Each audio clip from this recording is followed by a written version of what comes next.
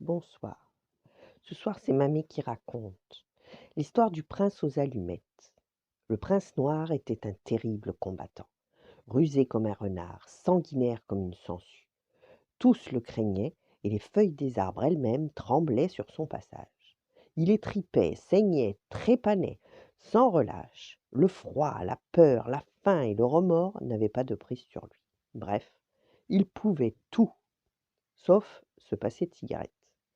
Or un jour, le prince noir eut envie d'en fumer une. Il fouilla les poches de ses choses, de son pourpoint. Impossible de trouver son briquet. Garde! Cria-t-il. Aussitôt, 3 soldats et un capitaine entrèrent dans la grande salle du château. Donnez-moi des allumettes, j'ai envie de fumer. Alors les soldats se mirent à trembler. Il valait mieux ne pas contrarier leur maître quand il avait envie de fumer.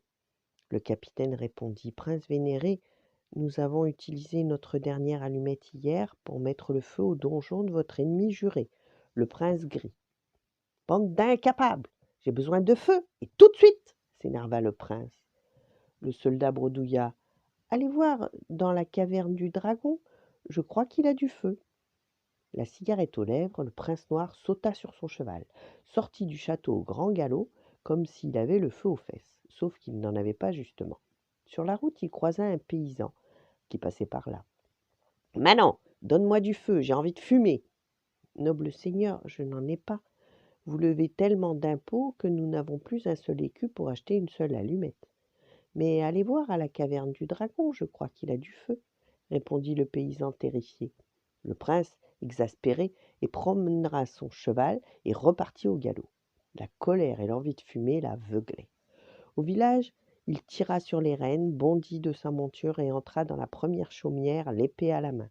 Il tomba sur une pauvre paysanne qui épluchait des racines. Le prince, rouge de colère, hurla: Femme, j'ai envie de fumer, donne-moi du feu. La malheureuse, glacée de terreur, balbutia: Bon et doux prince, ayez pitié, je n'en ai pas. Tu te moques de moi, comment feras-tu cuire ta soupe sans feu? Prince, vos soldats ont détruit toutes nos récoltes. Nous n'avons plus rien à cuire, nous mangeons des racines de la forêt. Allez voir la caverne du dragon, je sais, là-bas il a du feu. Le prince noir claqua la porte de la chaumière si violemment qu'elle se brisa. Puis il lança son cheval à l'assaut de la colline vers la caverne du dragon. En entrant dans la grotte obscure, il tomba nez à nez avec un dragon gigantesque, vert émeraude. N'importe quel homme aurait pris ses jambes à son cou, mais le prince noir ne sursauta même pas, car il était habitué à commander à tous, hommes et bêtes.